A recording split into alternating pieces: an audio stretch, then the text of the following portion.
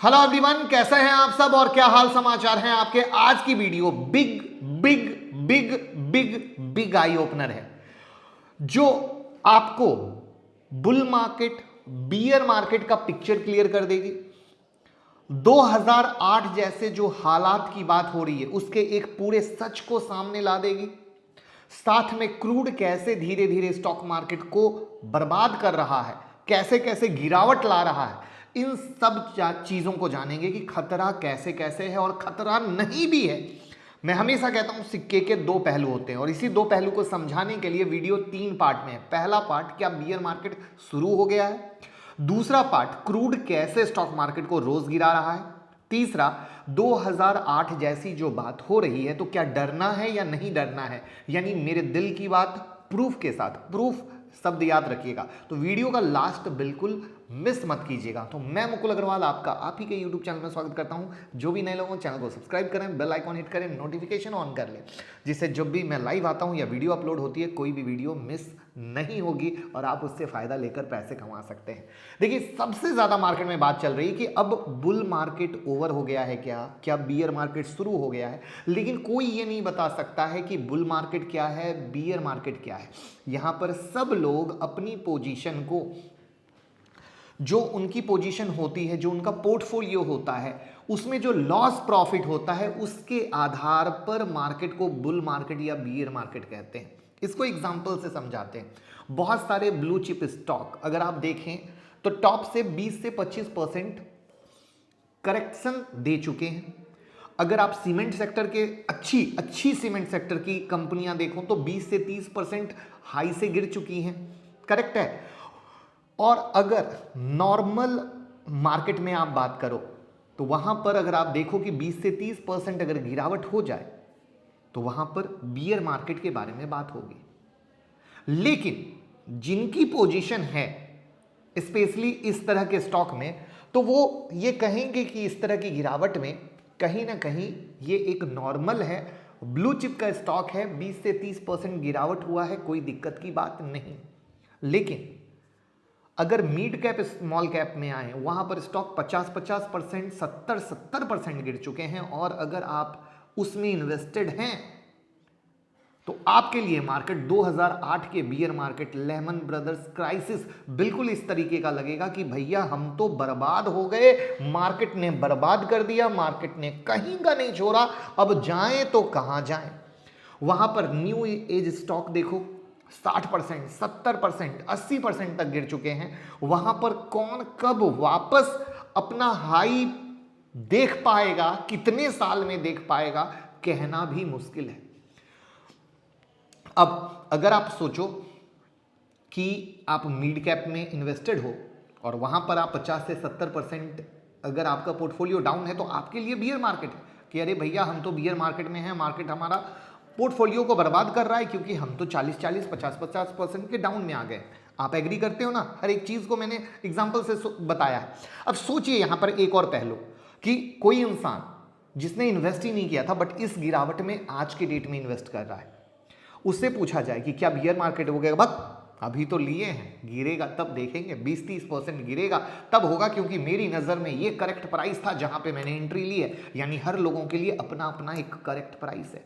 जब वो भी अगर वहां से 20% गिर गया तो उसके लिए अगेन बियर मार्केट होगा, लेकिन जो इंसान वहां 20% पे खरीदेगा उसके लिए एक करेक्ट मार्केट होगा। यानी एवरी रिएक्शन जो होता है उसके अपोजिट इक्वल एक्शन और रिएक्शन दोनों होता है। अब यहां पर इस बात का मतलब क्या है, तो 2020-21 में आपने बम्पर तेजी देखी तो आप एक मंदी देख रहे हैं, उसी एक्शन का रिएक्शन है, कुछ अलग नहीं है। यहां पर निफ्टी लोअर टॉप लगा रहा है और लोअर बॉटम लगा रहा है। इससे क्या हो रहा है, लोगों के बीच एक भय कि अरे बियर मार्केट आ गया, मार्केट इतना गिर गया। यहां पर जो सबसे ज्यादा समझने की जरूरत है वो ये है कि वॉर तो बहाना है। मार्केट को गिरना था, बस वो बहाने की तलाश में था। मार्केट में कभी भी बिग गिरावट के लिए जमीन पहले से तैयार होती है, बस बहाना मिलता है तब गिरता है। और इस जमीन को आप चाहे 2008 में देख लें, 1929 में देख लें, 2000 में देख लें, जब जब हुआ है ऐसा नहीं हुआ कि सडनली गिर गया।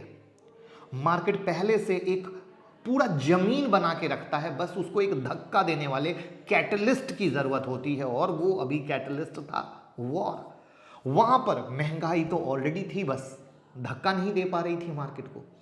और यहां पर एक और प्यारी चीज, जो हिस्ट्री है 2 डिकेड की, वो बताती है कि बुल मार्केट बहुत लंबा होता है और बियर मार्केट बहुत छोटा, जिसको आप डेटा चार्ट से चेक कर सकते हैं। रिपीट करूंगा, मार्केट की हिस्ट्री चीख चीख के बताती है जो बुल मार्केट होता है वो बहुत लंबा हो रहा है और बियर मार्केट बहुत छोटा 2 डिकेड से।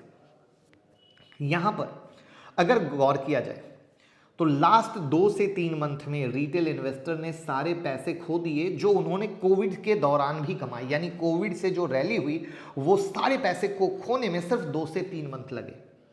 रीजन क्या? करेक्ट प्लानिंग नहीं, करेक्ट तरीका नहीं। तो इसका एक समरी क्या है? समरी यह है कि अगर आप बुल मार्केट और बियर मार्केट के सोच में अपना समय लगा रहे हैं तो आप अपने समय का फुल बर्बादी कर रहे हैं, जबकि आपका फोकस होना चाहिए क्वालिटी फंडामेंटल स्टॉक पर कि क्या वो कंपनी में ग्रोथ है, क्या कंपनी सही है, वहां पर हम एसआईपी मोड में लगाएं। क्यों? देखिए, बुल मार्केट एक पिज्जा की तरह है, जब तक ये आपके पास पहुंचता है ठंडा हो चुका होता है। यानी आपको जब तक पता चलता है कि बुल मार्केट है, ट्रेन आपके हाथ से निकल चुकी होती है। तो बेहतर ये रहेगा कि रिटेल भाई बुल बियर को छोड़कर फोकस कीजिए क्वालिटी स्टॉक और एसआईपी मोड में। जितना टाइम नीचे रहेगा ना उतना टाइम आपके लिए बेहतर है, क्योंकि आप लोअर प्राइस पे ज़्यादा से ज़्यादा माल एक्यूमुलेट कर पाओगे।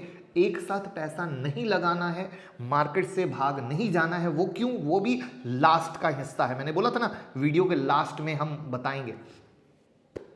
अब आज के डेट में अगर देखा जाए, बहुत सारे लोग, अगर आप अपने आसपास के किसी पुराने टाइम के लोगों से मिलो, 2008 के लोगों से मिलो, वो यही बोलेंगे, दोस्त मार्केट से बाहर होने की गलती मत करना, हमने वो गलती की थी और आज अगर वो स्टॉक पकड़ के बैठे होते तो करोड़पति हो गए होते। जानेंगे सब। चलिए चलते हैं वीडियो के सेकंड पार्ट पर, लेकिन यहां तक का पार्ट अच्छा लगा हो तो लाइक कीजिएगा।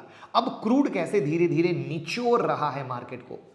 कल की वीडियो मैंने बनाई थी, मैंने कहा था क्रूड $158 तक जा सकता है। कुछ लोग हंस रहे थे, अपना अपना ज्ञान दे रहे थे, और आज ही मार्केट में क्रूड खुला और $128 हो गया। तो भगवान को शुक्रिया कि हमारी भाई वाली कोशिश है, हम ईमानदारी से जो अपना एक्सपीरियंस है आपके साथ शेयर करें और आप उसका फ़ायदा ले सकें।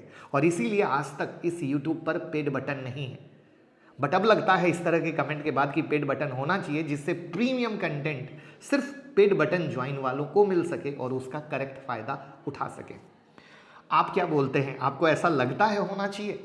ज़रूर बताइएगा। देखिए, ईरान की न्यूक्लियर डील के क्लाइमैक्स पे जब पहुंचने की खबर हुई तो क्या हुआ? क्रूड ऑयल के प्राइसेस गिरे।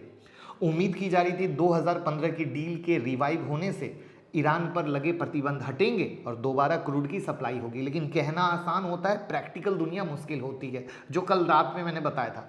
अब यहाँ पर वही खबर आई कि भैया हो भी जाए तो तेल को मार्केट में आने में वक्त लगेगा। सही बात है, मई से जून का समय खूब आराम से लगेगा। और बस खबर आई, मार्केट सेंटिमेंट्स पे चलता है, $130 पर बैरल पहुंच गया। दुनिया भर के ज़्यादातर रिफाइनरी कई सालों से ईरान का ऑयल नहीं ले रहे, और वापस से इंडिया भी अगर करता है तो इंडिया को भी महीनों लगेगा।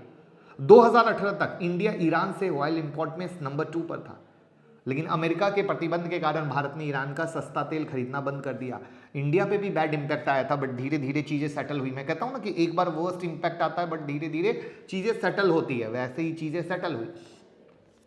हिस्ट्री डेटा साफ साफ चीख चीख के चिल्ला चिल्ला के बोलता है, जब भी क्रूड में तेजी हुई है उसके 3-4 महीने तक निफ्टी की हालत टाइट रही है, क्योंकि क्रूड परेशानी अकेले नहीं लाता है। क्रूड के पीछे पीछे आता है उसका बड़ा भाई, छोटा भाई नहीं, बड़ा भाई, इन्फ्लेशन, और वहां पर वो सब कुछ बिगाड़ के रख देता है, और वही अभी हो रहा है।